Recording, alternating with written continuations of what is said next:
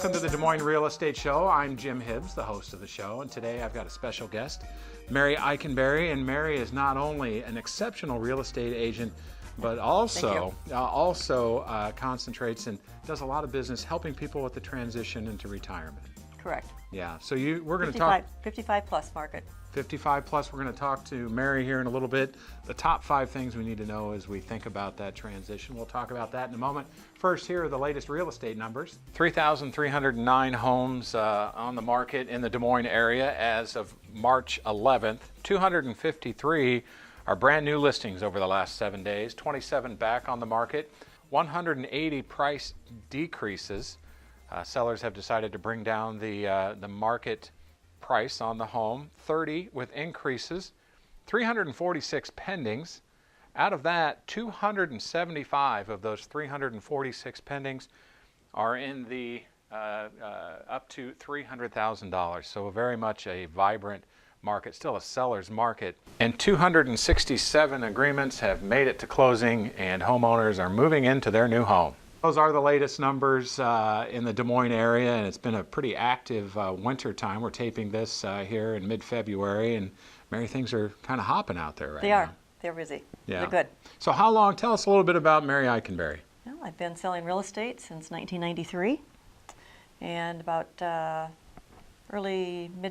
maybe about 2008 or so, got into, very interested in working in the 55 plus market, helping seniors make that transition. Yeah, and that's a growing population. You've got the very much so.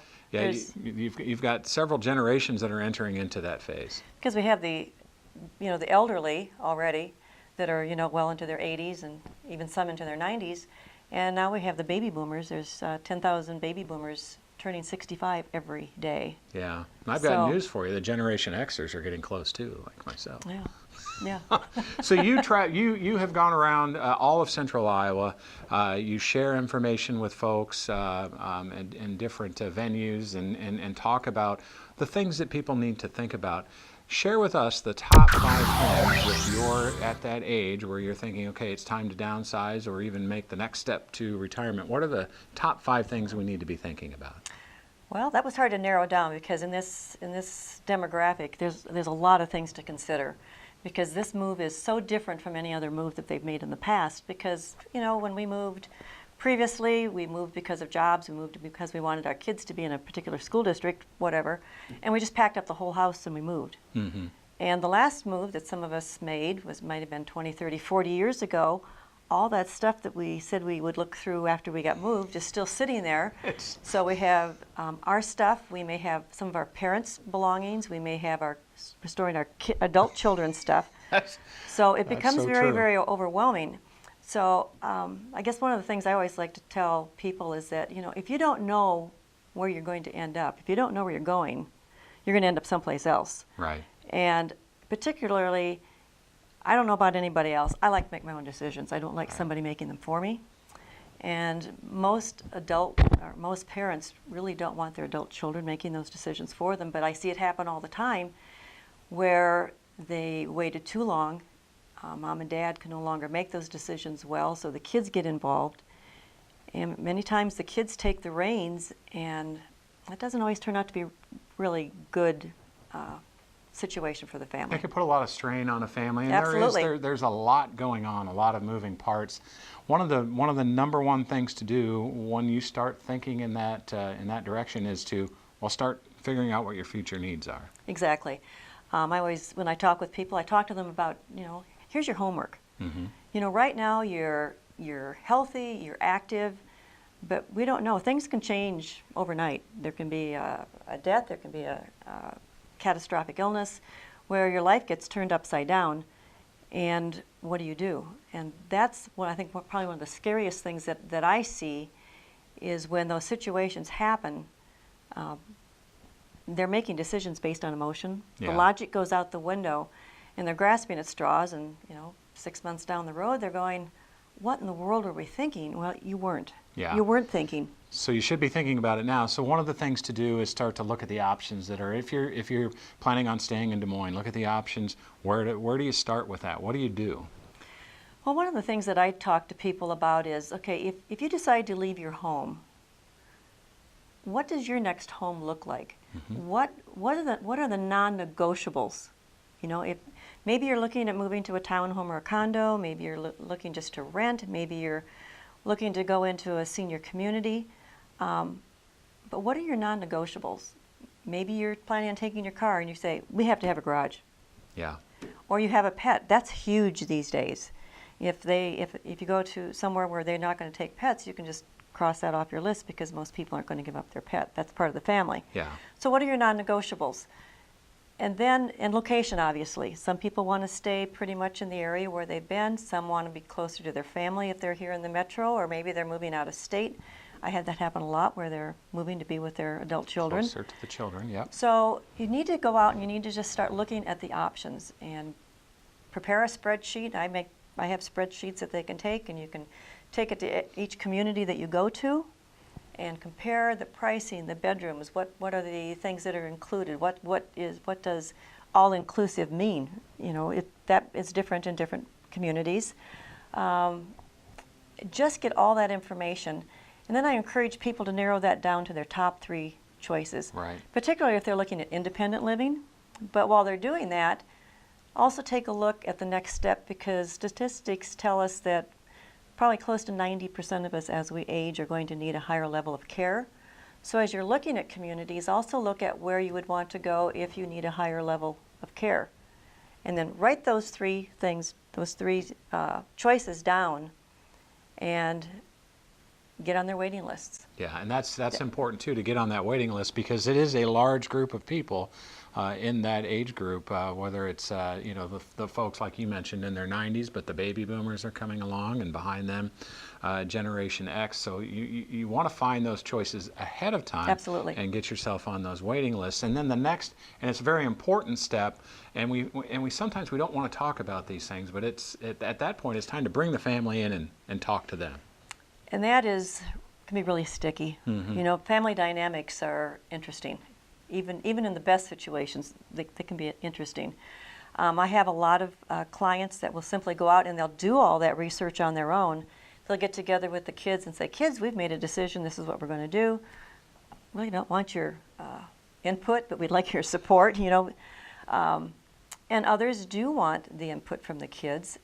That can be difficult. I've been in situations where one really sticks in my mind. I've used this example so many times. But there was a couple, and they had their 2 adult children there. The son was very, very supportive of mom and dad selling the house. And they wanted me there, and maybe because they knew that what was going to happen happened. But the daughter just she leaned back in her chair, and I just looking at the body language, knew this was probably not going to be a good reaction. And she just slammed her hand down, and she goes, how dare you sell the family home? Where are we going to take the kids for Christmas and Easter and birthdays and all these things? And I'm going, oh my gosh. And the mom and dad looked at each other like, well, maybe we should rethink this. Maybe we aren't making the right decision. Yeah. And I just kind of sat there and going, okay, should I say anything or shouldn't I? And I finally just spoke up and I said, you know, it looks like maybe this kind of caught you off guard. And she goes, I had no idea. And I said, I'm sure you didn't. But I said, this is the way your folks wanted to do it. And I said, they've done their due diligence. This isn't just a spur-of-the-moment decision. They've really been thinking about this, and they wanted to do it to help the kids, right, to help you, so that you're not left to deal with these. And she kind of backed off, and later on she did thank me for that, but the reactions can be varied. There's a lot of emotion. A lot of emotion. You've grown up in the house, maybe. It's been a part of the family, and yeah, you do think about the holidays. But you know, the reality is life does change, and dynamics change, and it's best to have those conversations ahead of time rather than when it becomes necessary. Yeah, and that's really hard, because so many adult children actually live out of town or out of state, and they don't have a clue what the availability is. So something happens, and now mom and dad have to move. They're coming out here on the spur of the moment, trying to find some place over a long weekend. Availability isn't great. They weren't on a waiting list, and it puts so much pressure. I observed a senior panel last fall. It was some couples that had already made the move, and the moderator at that time asked one of the gentlemen, why they made the move. And he said, this is a gift to my wife and a gift to my children. He said, if something happens to me, which more than likely I'm going to pass before she does, he said, Mom is taken care of, and my kids don't have to deal with it. And I thought, what a great idea. And I do have a resource team that I work with. I've been working with most of them probably, some of them the last 10 years, some have been added in the last year or so. But I find it very helpful because, especially the older ones, if their kids are out of town and they need assistance with, maybe they're wondering about their will, their finances, maybe they need home repairs, whatever it may be, they don't know where to go. And I was sitting at a table last summer with a lady, and it was her great granddaughter, because she was pretty young. And I said, well, what I can help you with is, I said, I have a number of resources. I said, you're not going to have to go to the Yellow Pages to find things. And this young girl goes, Yellow Pages, what's that? And I said, excuse me, you don't have to Google it. It's that book we still get every year that goes into the recycling bin. I mean, there are so many resources, but that's part of the problem too, is where do you start and who do you trust? Yeah. And so the people that I work with, Jim, are ones that I said I've worked with quite a while. They also have a passion of working for seniors. They understand that it's going to take time. They understand the patience that's needed. They understand the family dynamics that can be drawn into all this. So it's helpful to have a group of people, and we kind of all know how each other work. Right. And I can help coordinate. And so it works well. And you have that trust, and that's huge. That is, to me, that's one of the most important parts. As I think about, my parents and people working with parents or grandparents, that you not only have their trust, but your parents do as well. That's a very important part. Okay, so you've made the decision, you've done the due diligence, you found a place, you talked to the family, you've got Mary helping you out and her team. Now it's time to deal with the stuff. The stuff. What do you do? Goodwill. Well, the stuff probably will stop more people from making the move than anything else. They go out, they find the place that they'd like to go to. They may have even signed the papers, they reserve this space for me, and they go home and they walk in their house and they go, it's not going to happen. Yeah. There's no way that we could be ready in a month, 2 months, whatever it happens to be. So there's a couple of ways you can go about doing this. You can start yourself, but if you're going to do that, you need to start small. I always suggest a linen closet because you want to feel some success. Yeah. If you start in the attic or the basement, even if you've spent the entire day down there and you've gone through a whole bunch of boxes, and you go, wow, look at all these boxes that are going out the door, but you look at the rest of the room and you're going, this is never, it's overwhelming. Yeah. So you need to start small. That way you feel some success. You're making headway, if you will. Another thing too that comes to mind is maybe that's also a point when you get that family involved so they can make decisions on whether they want to keep something. Exactly. Because I know in our own family we think, boy, maybe this child or that child will want that. Maybe we should hold on to that, and then it goes to the next house. When the reality is we don't know. And one of the biggest disappointments for a lot of parents is that the kids don't want the stuff. They don't have room for it. Well, and that's just not the way they live. They don't want all the knicky-knacks, and they don't want to have to dust it, and they just want, they're minimalists. Yeah. And that's really hard for, especially the people that grew up during the Depression. Yeah. They worked hard to get that stuff. They've taken care of it. To them, that has a lot of value. But who wants 4 sets of china anymore, or the collectibles? And so I did a panel a few months ago, and I had a guy that does buyouts, and we had a tag sale, and we had a move manager come in, and it was interesting because the buyout and the tag sale people both said, before you throw anything out, have us come in and look at what you've got. Right. And he had both of them had a variety of things on a table, and they held them up and they said, okay, is it junk or is it worth something? And it was surprising. The stuff that to a lot of people looked like junk could have been worth a couple $100s at a tag sale. Yeah. So they said, don't throw anything out. He said, the junk, yeah, the trash you get rid of. So you want to start with, what do you want and what do you want to take? And then have the kids come in and ask them what they want. Now, as I was going through some of my parents' things, my brothers and their families are all out on the East Coast, and I'm going, well, they're not going to be here any while, and I want to get this stuff taken care of. So I just took pictures and texted, and I said, first come, first serve, who wants it? If you want it, great, and if you don't, it's going out the door. And within a day, I had a lot of that stuff, decisions made. Yeah. That was quick rather than waiting for them to come out, which could have been 6 months. So getting the kids stuff, if they have stuff in the basement, give them a deadline. How soon before you get this stuff out? And if it's not out by June 1st or whatever date you set, what do you want me to do with it? Right. Donate? Trash? And that's curb? where I think you'll be surprised. Sometimes the quick text back is, I don't want it. Another option to help with the moving as well is, I've mentioned move managers. And there's quite a few here in the Des Moines area, and they are worth their weight in gold. Yeah. And I would highly recommend, you're going to pay for it, but they really take this stress and this weight off. They help make those decisions.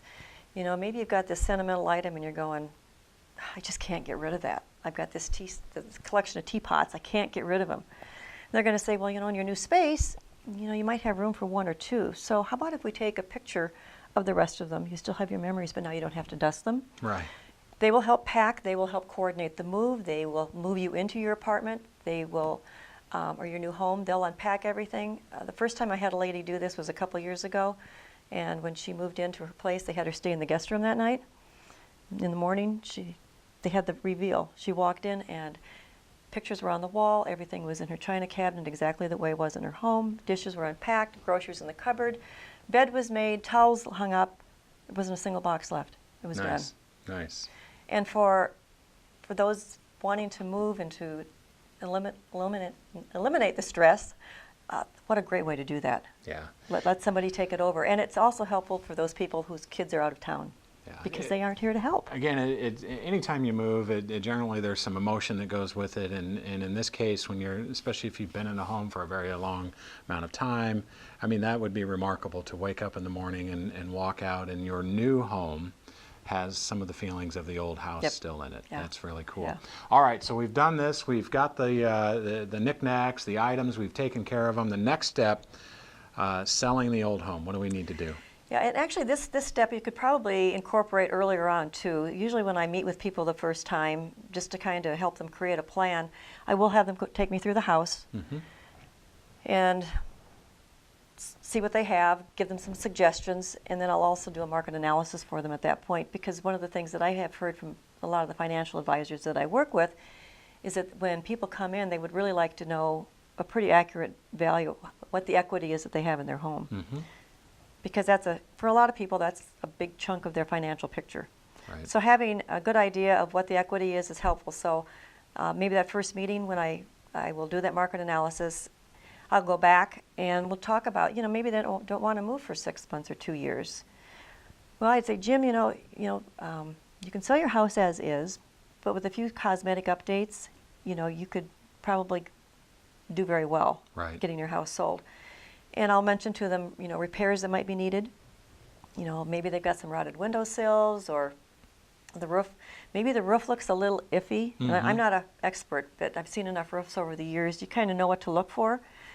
And I like to be proactive. I'll say, have a roofer come out and take a look at this. If you have a roof problem, why just fix it for a new buyer? You're going to be here for a while, fix it for yourself as well. Right. Maybe the electrical panel is an old one, or maybe, whatever it may be, is try to get them to be proactive and deal with these things now. And then talk about, if they want to do any staging at the time you put the house on the market. What are their plans? Do they plan to move out and then put the house on the market? Is there any furniture that could be left that we could leave in the house to make it, a little more appealing rather than just walking into a vacant house? So a lot of those things are discussed at the time. And it's up to each buyer, or excuse me, each seller, as they're making their transition. For some folks it will make sense to go ahead and move first, then put the house on the market. For others, they're ready to go now. And one thing I have noticed too, the cleanliness of the home at the end of the day. You talk about repairs and things like that, but the cleanliness of the home is absolutely important, and making sure that you do that deep clean before you head out to the next step. And I think it's another great option to just hire somebody to come and do it. Yeah. Because as we get older, it's hard work cleaning a house, and especially when you want to deep clean it.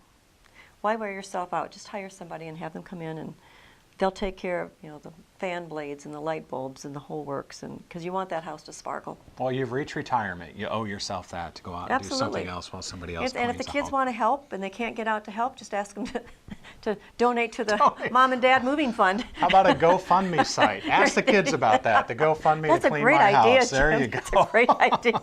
Talk to the grandkids about that one. They can help you get that set up. Mary, always a pleasure to talk to you. You are one of the real stalwarts here at the North Park office with Caldwell Banker.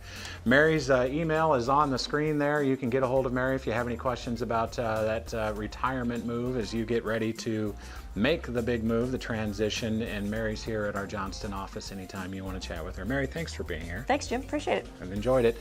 So get out there and make the most of the day.